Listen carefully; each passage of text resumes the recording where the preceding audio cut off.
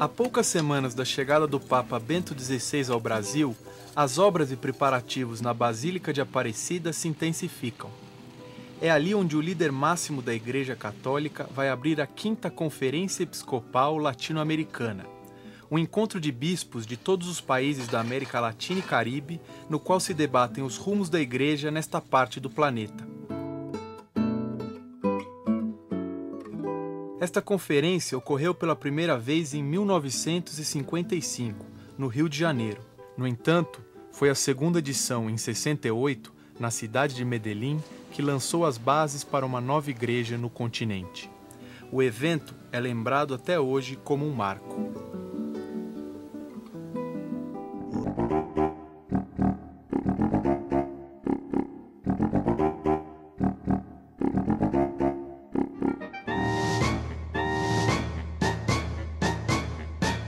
O Brasil, em 1968, vivia numa ditadura, mas também isso acontecia em outros países da América Latina.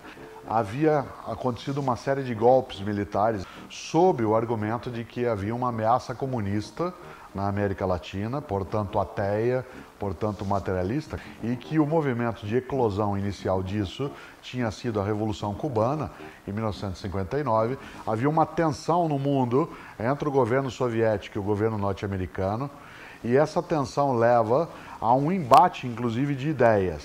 Esse embate de ideias, ele acaba escorrendo para dentro de uma discussão dentro da igreja. A igreja houvera apoiado algumas das ditaduras. Por exemplo, no Brasil, uma parcela significativa da Igreja Católica estava ao lado dos golpistas, a tal ponto que poucos dias antes do golpe militar, aconteceu em São Paulo, por exemplo, a Marcha por Deus e pela Família, que foi capitaneada pela Igreja Católica, né, na capital paulista. Daí que a junção dos bispos em 1968, ela não é só um grito de natureza teológica, mas é também um grito de natureza política. No plano religioso, o grande evento foi o Concílio Vaticano II, que reuniu todos os bispos, nesse caso, né? Quando se deu o Concílio Vaticano II, de 1962 a 65, o concílio abre um diálogo da Igreja que durante 400 anos quase não se mexeu com o mundo moderno. E realmente lança uma outra perspectiva para o diálogo da Igreja com a realidade. Ora, se o Concílio Vaticano termina em 1965, não é estranho que em 1968 haja, né, em Medellín, uma conferência episcopal latino-americana que vai trazer à tona a necessidade de uma igreja latino-americana voltada para as questões do povo. Es el pueblo de Colombia que quiere ofrecer su primer afectuoso saludo al sucesor de Pedro, al primer papa que visita a América Latina. Medellín é uma espécie de corte, né? É um antes de Medellín e um depois de Medellín na história da Igreja Latino-Americana. El pontífice habla a los miembros del episcopado latinoamericano y a los 4.000 sacerdotes de todas las partes del mundo. Que tengan la lucidez y la valentía del espíritu para promover la justicia social, para amar y defender a los pobres, para servir con la fuerza del amor evangélico y con la sabiduría de la Iglesia, madre y maestra, a las necesidades de la sociedad moderna. Como eu digo aqui, a renovação eclesial, a igreja toda começou a repensar a sua missão, principalmente por causa da realidade social.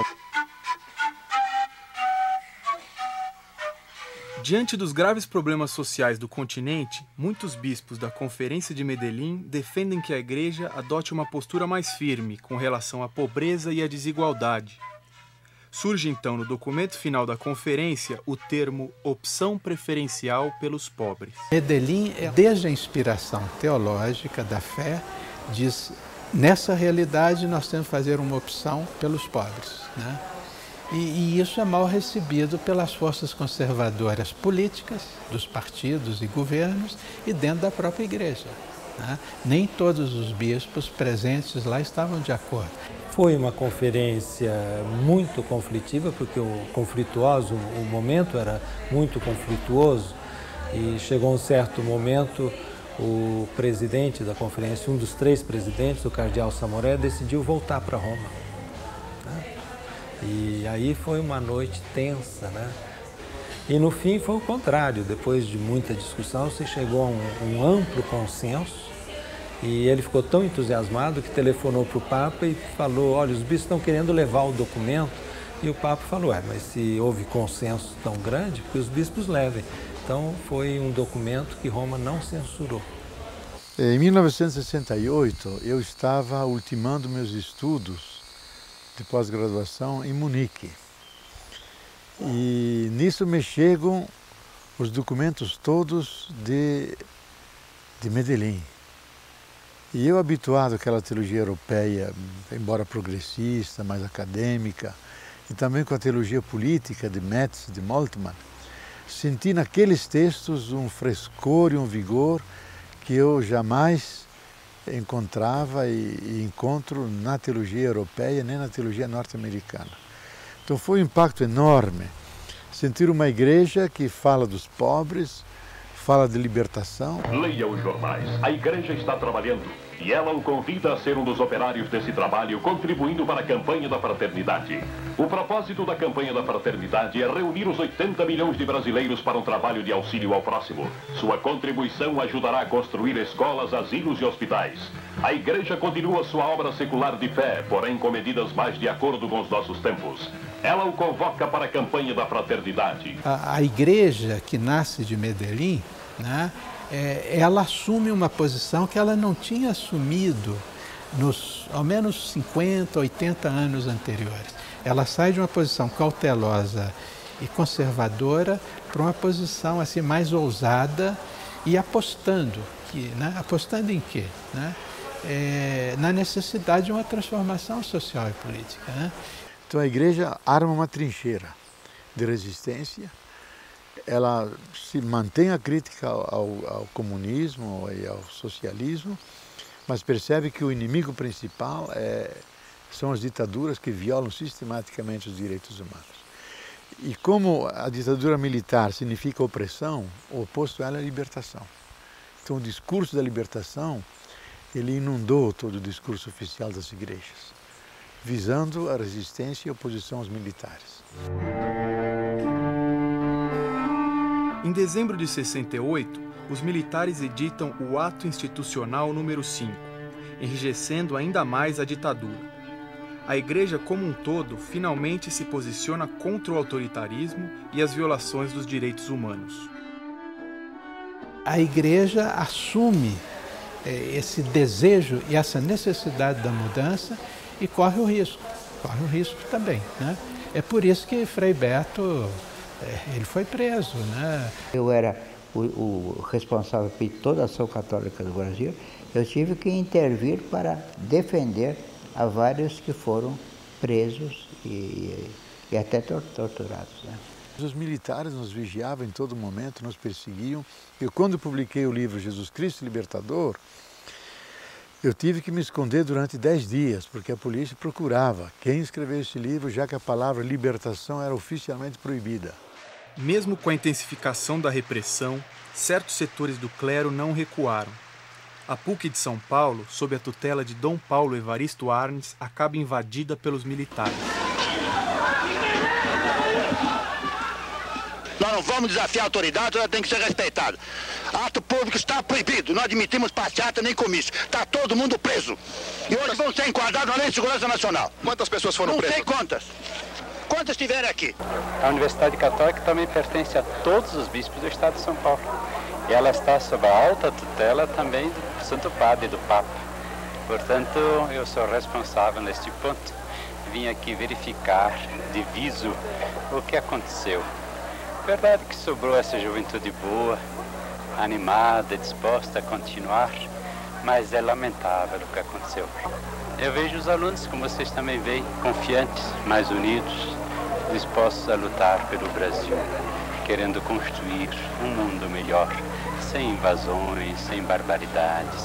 A nova igreja, contestadora e irrequieta, não sofria repressão somente no Brasil, mas em quase todos os países da América Latina.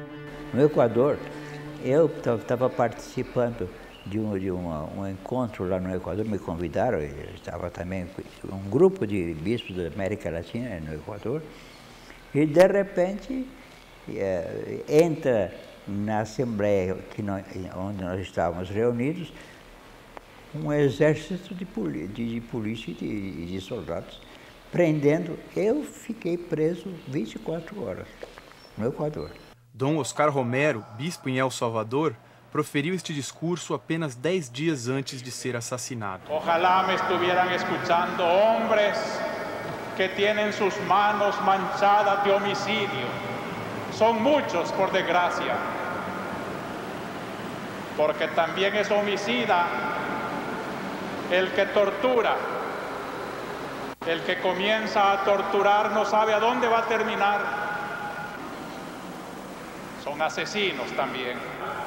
Nadie puede poner la mano sobre otro hombre, porque el hombre es imagen de Dios. No matarás.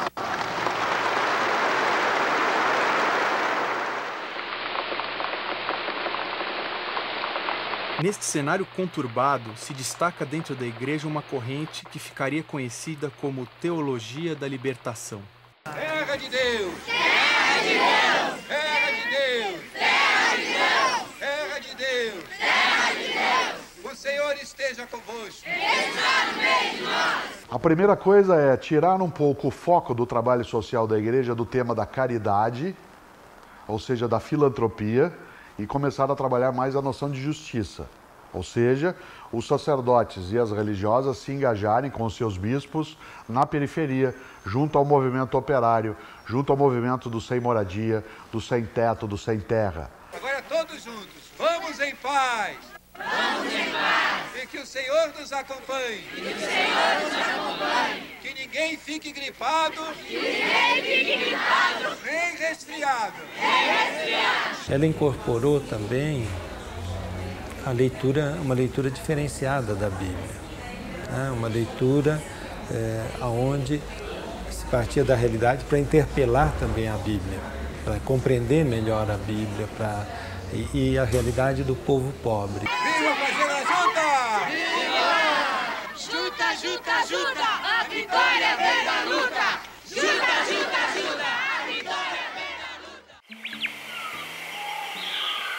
Um dos principais nomes da Teologia da Libertação foi o teólogo Leonardo Boff. Ao voltar de seus estudos na Europa e se deparar com uma nova igreja no Brasil, ele rapidamente inicia a produção de textos sobre o assunto. Para mim, o ponto-chave, digamos, a minha experiência fundacional foi em Manaus, em julho de 1970, quando eu vou pregar um retiro a religiosos e padres que trabalham com indígenas, com ribeirinhos, com seringueiros, e eu trago toda a minha teologia progressista, europeia, ilustrada, e eu me dou conta que ela não chega a eles. Porque eles começam a perguntar como é que eu anuncio o Evangelho num povo que está sendo exterminado? Como é que anuncio a cruz de Cristo a ribeirinhos que estão em conflito com indígenas e estão se matando mutuamente? Então eu de repente me dou conta que estou diante de um drama de opressão para o qual eu era convocado a fazer uma reflexão de libertação. E eu sentia que toda a teologia que eu havia aprendido era insuficiente. Então eu volto para Petrópolis e começo em agosto as aulas. E aí eu escrevo meu livro Jesus Cristo Libertador. E tento ensinar a cristologia em chave de libertação e Jesus como alguém que fomenta a libertação.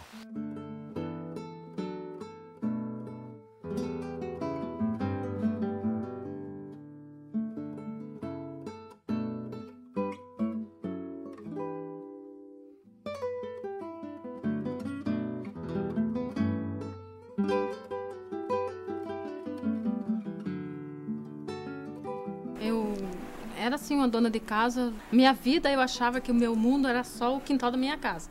E eu não conhecia ainda o projeto. Daí um dia eu encontrei uma moça e ela falou para mim assim: você gostaria de nos ajudar hoje para pôr bolacha nas formas? Que a gente tá precisando. Eu falei assim: tudo bem, eu aceito, né? Aí eu fui, conheci ela, foi muito bom. Aí depois a irmã Cida chegou e perguntou para mim se eu queria continuar, se eu tinha gostado. Eu falei, nossa, gostei sim, aí continuei, tô até hoje. A gente foi sentindo necessidade de começar alguma coisa que gerasse renda para essas famílias. Então, transformar essa realidade social que está aí, né, gritante, de dependência, de pobreza, né, para que elas possam ter mais vida e vida com dignidade. Meu povo, Senhor, que estou nessa estrada, perdoa-se às vezes, não creio em mais nada. Ao se envolverem diretamente com movimentos sociais, alguns religiosos adeptos da teologia da libertação não hesitam também em falar de temas políticos.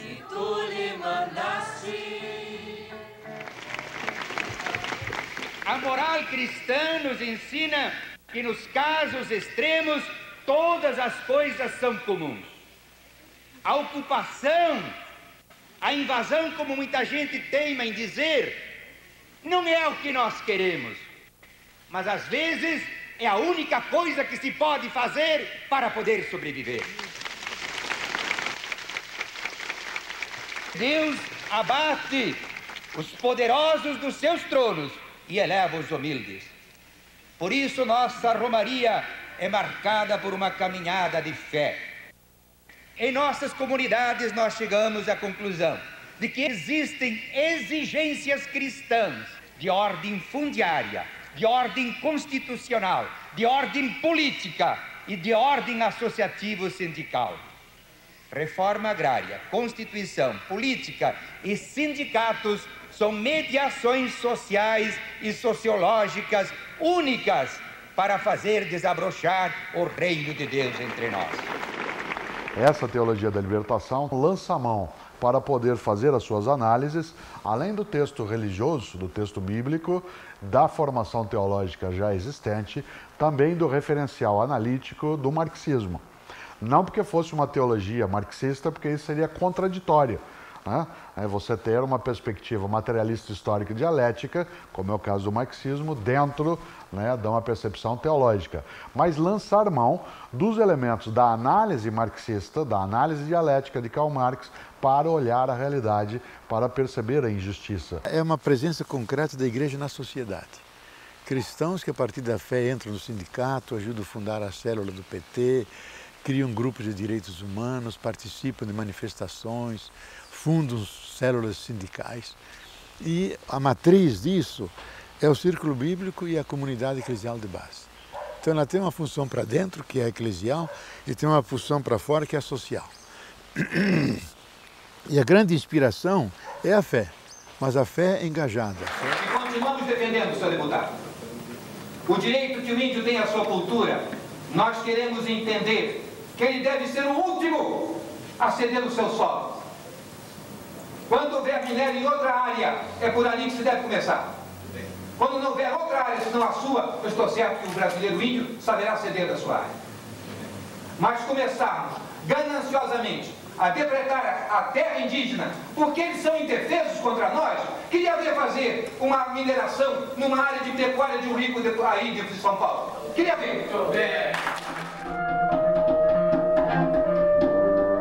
Este envolvimento com a política, e principalmente a adoção de ideias marxistas por parte do clero, não são bem recebidos por muitos setores dentro da própria igreja.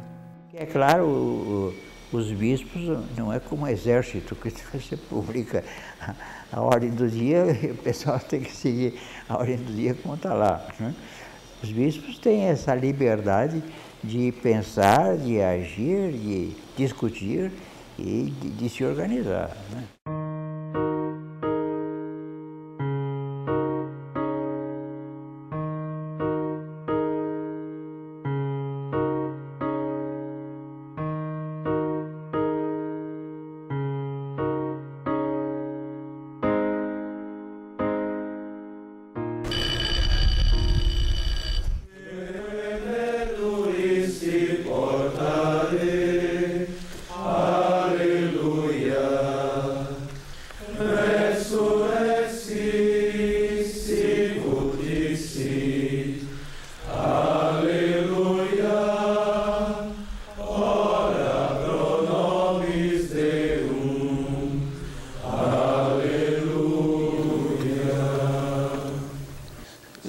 acho que todo esse movimento, inclusive a teologia da libertação e esse desejo de aproximar-se mais ao povo, de ajudar também nas necessidades materiais, de fazer um trabalho social, foi uma tentação,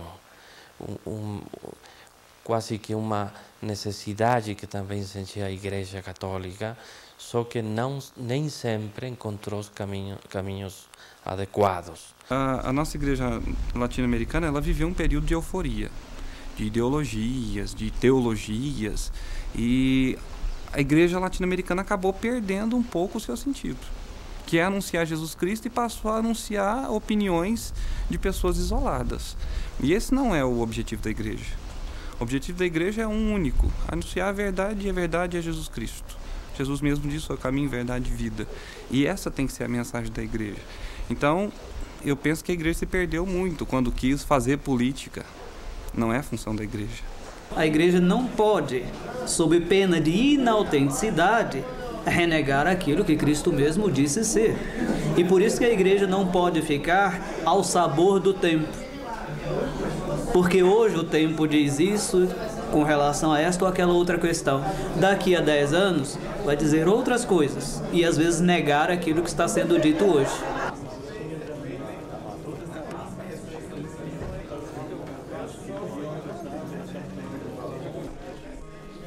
Logicamente cometimos erros, fomos além do limite.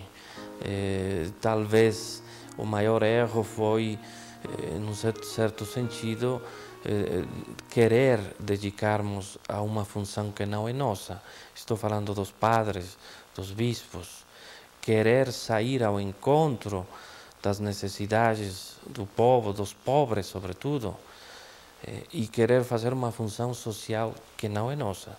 Existem agentes sociais, existem governos, existem organizações para ajudar as pessoas nessa parte humana e social.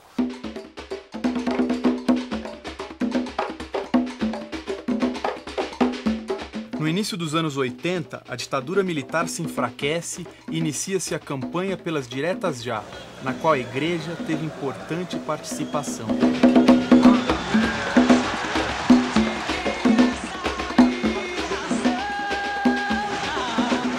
A ala mais progressista do clero segue politicamente ativa.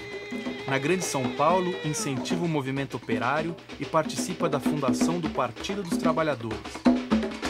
No campo, por meio da Comissão Pastoral da Terra, incentiva a criação do Movimento dos Trabalhadores Rurais Sem Terra, o MST, e provocam a ira de poderosos proprietários rurais. Agora fomos nós que tivemos a coragem de levantar e dizer que somos contra, sim, uns homens travestidos de padre que venderam suas consciências nos balcões dos países socialistas.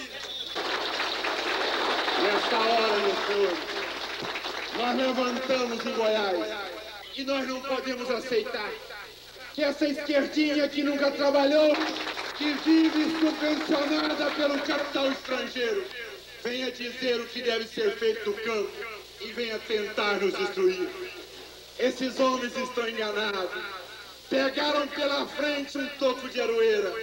Pegaram Aldo Henry, minha gente.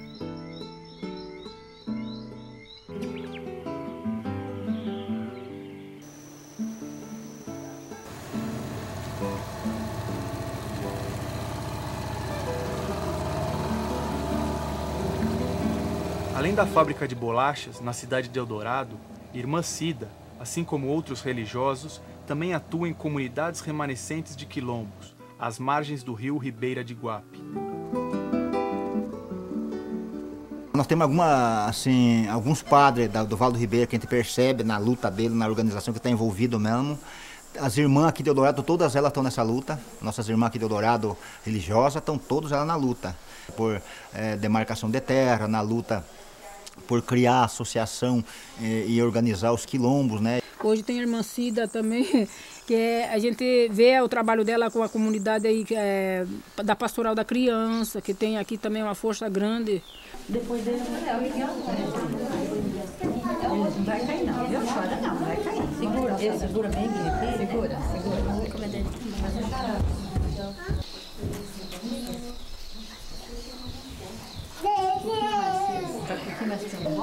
Certo, tá.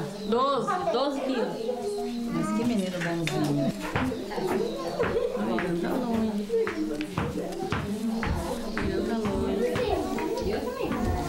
Eu sou o bom pastor, conheço as minhas ovelhas, e elas me conhecem. E assim como o Pai me conhece, eu conheço o Pai. Eu dou a vida pelas ovelhas. Palavra do Senhor. Porque nós começamos a organizar pelo curso bíblico. Porque a gente lia o Evangelho, a gente rezava, né? Tem as nossas orações de tradição, mas a gente não sabia como chegar a ter alguma coisa a mais no lugar da gente.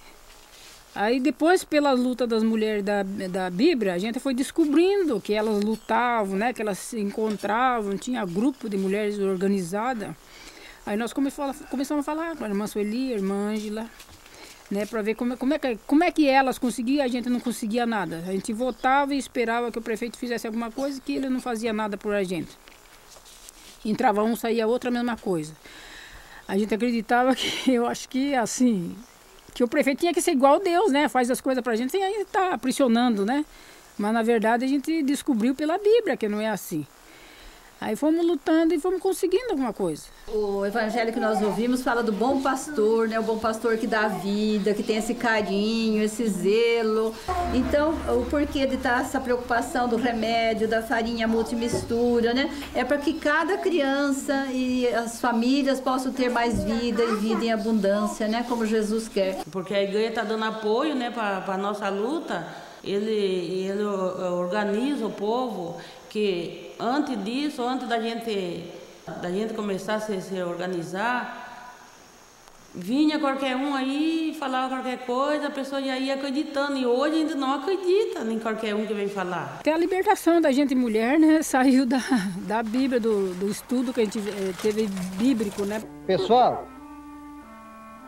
será que nós temos a fim de empareiar os morros, como fala nesse evangelho? Será que de fato mesmo vamos endireitar o nosso caminho, nós conquistando essa terra que tanto temos lutando? Já que o objetivo nosso não é simplesmente conquistar uma terra, mas criar uma nova sociedade.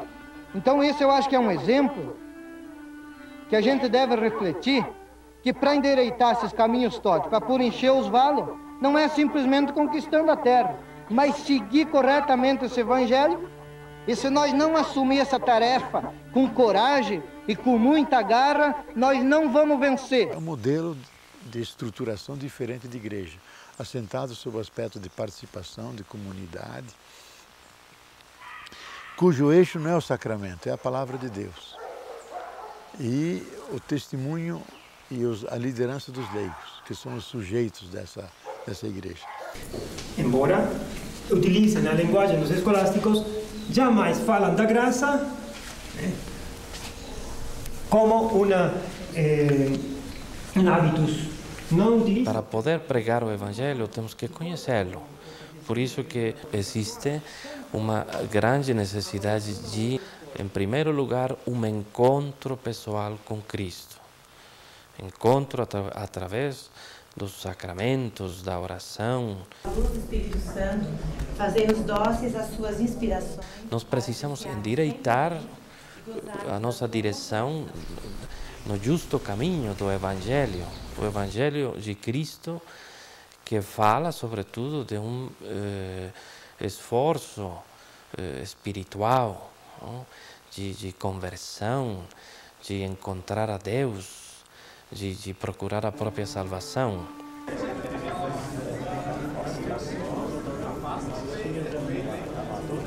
Aquilo que o Papa sempre diz e propõe é um convite a dialogar não só sobre as questões humanas, políticas, econômicas diversas, mas, sobretudo, sobre a verdade. Ou seja, e aí, portanto, o apelo da fé à razão, para que a razão seja de fato racional e não subjetiva, não emocional, não baseada em preconceitos. Muitos tomaram a pobreza da igreja como apenas pobreza material e se esqueceram da pobreza espiritual do povo. Então, acabaram buscando, trilhando caminhos puramente sociais, políticos, e se esqueceram do mais essencial de tudo, que é o reino de Deus. Nós, bispos do Brasil e um pouco da América Latina, tínhamos uma tal preocupação em ajudar a manter a autoridade. Sem autoridade é o caos. E ajudar a manter a ordem social. Então nós tínhamos uma ligação muito estreita com os governos e com os ricos. O curioso é que neste tempo ninguém nos acusava de fazer política.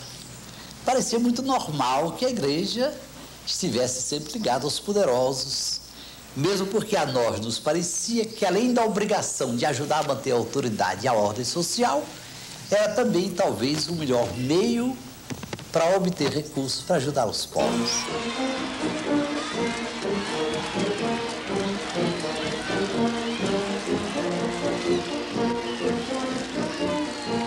Ao pisar este solo brasileiro, pela primeira vez, o Papa pensa em cada um. Ele ama a todos e a todos envia um abraço. No Vaticano, a preocupação com os rumos da Igreja na América Latina aumenta. O papado de João Paulo II inicia um processo de contenção da teologia da libertação, entendendo que muitos teólogos deturpam a fé no continente. João Paulo II, em 27 anos de pontificado, ele que tinha o comunismo como seu adversário, afinal ele foi criado numa Polônia esmagada pelo taco comunista, João Paulo II vai entender sim que a teologia da libertação poderá desviar-se do caminho teológico. Lamentavelmente, essa versão da teologia da libertação, como contaminada de marxismo, essa versão que foi escutada pelas altas instâncias do Vaticano e acabou prevalecendo e que suscitou no Vaticano, no então prefeito da Congregação para a Doutrina da Fé, o cardeal Ratzinger, as suspeitas de que essa teologia politizava a fé e estava impregnada de marxismo, então nos trouxe uma perseguição depois religiosa. O atual Papa não é favorável a essa denominação teologia da libertação, ele não gosta disso. Ele acha que tem o título Teologia da Libertação tem sido aproveitado por certos grupos para um aspecto inteiramente revolucionário e social. O revolucionário não faz parte da igreja. De 1988 até 1998 foi um período em que houve a censura a vários teólogos, o afastamento de pessoas nas dioceses, uma certa forma de impedimento que essa teologia ela tivesse crescimento. Houve alguns casos de teólogos que queriam ter a sua orientação própria, em vez de seguir a orientação de toda a igreja, tinham posições inteiramente originais, entre aspas, né? Quer dizer, de ideias próprias, mas que não coincidiam com as...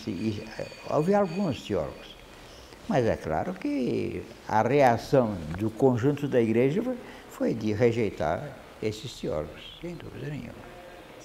Foi o caso do Leonardo Boff, por exemplo, aqui no Brasil, né?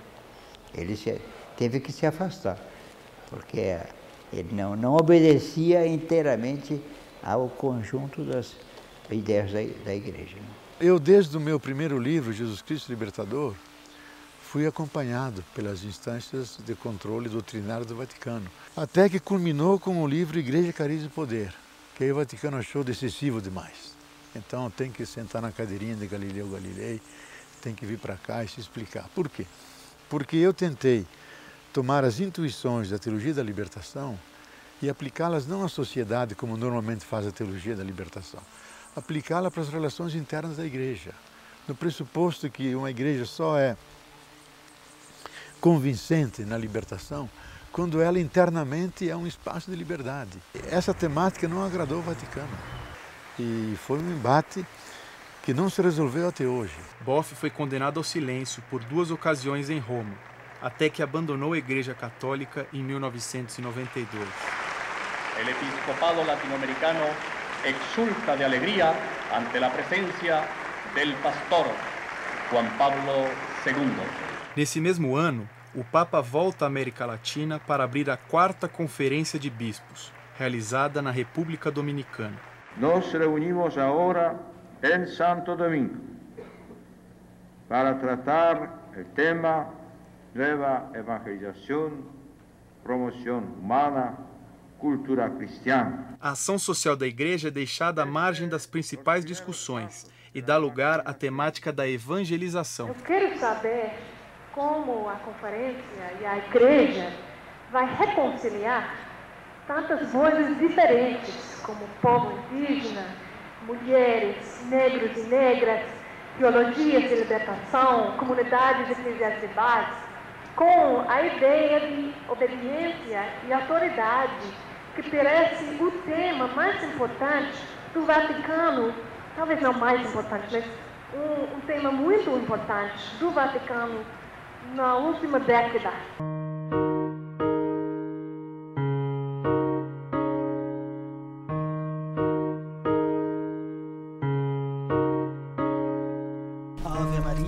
A partir da metade dos anos 80, inicia-se uma rápida ascensão das igrejas evangélicas pentecostais no Brasil, e muitos fiéis abandonam o catolicismo.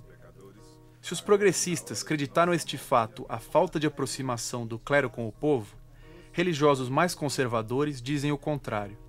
Para estes, a culpa seria da excessiva politização da igreja e o abandono dos valores tradicionais. Misericórdia, vida, doçura, esperança, nossa salve. A vós bradamos, degradados filhos de Eva, a vós suspirando, gemendo e chorando neste vale. Quando a igreja deixou de anunciar Jesus Cristo, quando a igreja deixou de cumprir com seu papel de mãe espiritual da humanidade, muitos fiéis foram embora. Muitos fiéis se sentiram desolados, desconsolados, desamparados, porque a igreja não se preocupava mais com aquilo que era essencial para eles, a fé. Mas a igreja passou a se preocupar única e exclusivamente com o aspecto social. Eu te amo, meu Jesus. Eu te quero, como eu te quero, meu Senhor. Para sempre eu quero estar bem perto de ti. Na década de 90, ganha força no Brasil uma outra corrente da Igreja Católica, batizada de Renovação Carismática. Distanciando-se das questões políticas e adotando uma nova postura nas celebrações, os carismáticos buscam trazer os fiéis de volta às igrejas. A partir de agora, na Rádio 9 de Julho, Católica, você ouve Padre Abélio Cristi, em sintonia com a fé. Bom dia, querido ouvinte da Rádio 9 de Julho. Nós estamos juntos com mais um programa Em Sintonia com a Fé. Obrigado pelo carinho, obrigado pela audiência. E olha, se você hoje tem problemas para resolver, tenha certeza, você não está só. Se você tem tantas lutas a enfrentar, tenha certeza, Deus está com você, lhe fortalecendo, lhe animando. A igreja, ela é profeta, ela tem que denunciar o que está errado, ela precisa olhar para a realidade, mas ela é também aquela que tem que pastorear, né? Tem que indicar um caminho para as pessoas, tem que cuidar das pessoas. Eu gostaria de pedir a Deus, assim, é que nós temos, assim, um processo muito grande, assim, com relação à nossa casa, né? E eu rezo, peço a Deus por isso, mas eu sempre gostaria de estar pedindo, porque às vezes eu sinto muito fraca. Vamos entregar nas mãos de Deus então?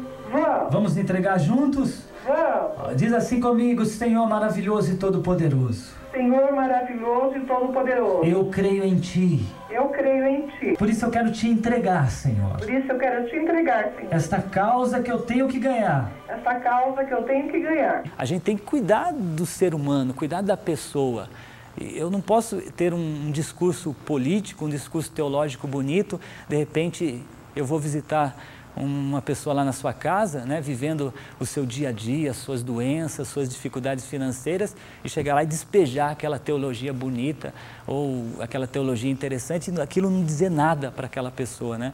Então, eu tenho que cuidar da vida espiritual daquela pessoa e ajudá-la também a superar os seus problemas do dia a dia. Eu acho que tem que se meter em política sim, porque Jesus foi político, né? Eu acho que por ele ser político que ele foi morto, porque se ele não defendesse o pobre na época, ele não estaria morto, na verdade, né? Porque ele fica lá no cantinho dele, quem que ia mexer com ele? Porque então a igreja que não é política, ela fica lá no cantinho dela, só rezando, só fazendo a oração deles e não incomoda com o que está acontecendo do lado, né? Uma parte dos bispos também aderiu à renovação carismática, que é uma face da igreja não voltada para o social.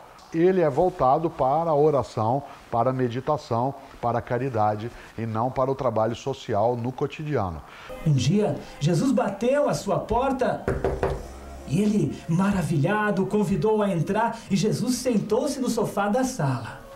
Senhor Jesus, disse o jovem, eu estou passando por algumas dificuldades.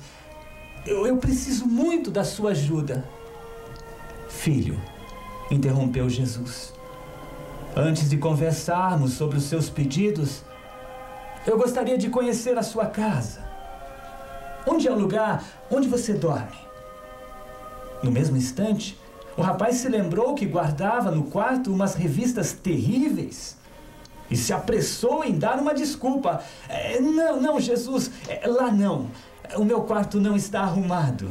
E as pessoas se identificam com isso, né? Elas querem ter uma conversa íntima com Deus, elas querem sentir esse Deus presente no seu dia a dia. E é por isso que durante muito tempo o pentecostalismo atraiu muita gente e atrai até hoje, né? Porque tem um jeito mais povo de ser, mais nosso de ser. E a gente não pode condicionar ou achar que as pessoas têm que rezar do jeito que a gente quer, né? E nesse instante, um barulho forte interrompeu a conversa. Pam, pam, pam! Era alguém que batia furiosamente à porta. O rapaz se levantou assustado e foi ver quem era. Abriu a porta, meio desconfiado, e viu que era o diabo. Sai da frente que eu quero entrar! Gritou o tentador. Elas querem alegria, elas querem cantar, elas querem louvar, elas querem bater palmas, elas querem bendizer, elas querem chorar. Elas não querem apenas teoria ou apenas teologias ou filosofias, né? As pessoas querem uma intimidade com Deus e é isso que a gente faz. É uma religião que só tem uma função de atenuar os conflitos e atender uma demanda do sentimento profundo de Deus, de sua palavra. Agora, não combate aquelas causas que os levam continuamente à pobreza, à doença, ao sofrimento. Evangelizamos de verdade quando unimos Pai Nosso com Pão Nosso. Então, o Evangelho sem justiça é alienação.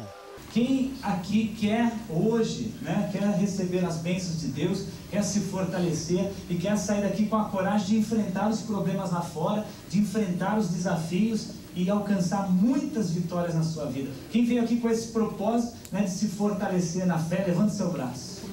Amém? Amém. Que bom, que bom, que bom. Apresenta a Deus aquilo que você está vivendo, o problema que você está enfrentando, a sua insegurança, a doença de alguém da família. Apresenta ao Senhor tudo isso que você está vivendo e você tenha certeza que Deus vai dar para você a força, a coragem, o ânimo para você enfrentar tudo isso. Glória ao Pai, ao Filho e ao Espírito Santo, como era no princípio, agora e sempre. Amém. Que o Santo Padre venha fazer com que a Igreja Latino-Americana realmente volte a enxergar o seu centro, que é Jesus Cristo. Fala para Deus, fala para o Senhor, o que você sente, o que está no seu coração. É interessante que a igreja, ela tem que ser fiel à sua doutrina, mas ela tem que ser também uma presença viva e possa realmente satisfazer ao anseio espiritual das pessoas, né? Nós vamos voltar para uma prática de inserção no real, de profecia, ou vamos nos acomodar? O Evangelho de Jesus é profético, ele é crítico. É por isso que ele foi crucificado. E a grande riqueza da nossa igreja é essa diversidade, né? Diversidade de pensamentos, de jeitos, de maneiras de evangelizar. E apesar de muito diferentes que somos, estamos na mesma igreja, professamos a mesma fé e estamos em comunhão. Eu digo sempre, quando me perguntam mas e a unidade na Igreja do Brasil? Eu digo, olha, graças a Deus não temos unicidade. Unicidade seria uma coisa horrorosa, mas posso garantir que temos unidade. Pai nosso que estás nos céus, santificado seja o vosso nome, venha a nós o vosso reino. Seja feita a vossa vontade, assim na terra como no céu. O pão nosso de cada dia nos dai hoje. Perdoai as nossas ofensas, assim como nós perdoamos a quem nos tem ofendido. E não nos deixeis cair em tentação, mas livrai-nos do mal. Amém. Amém. Amém.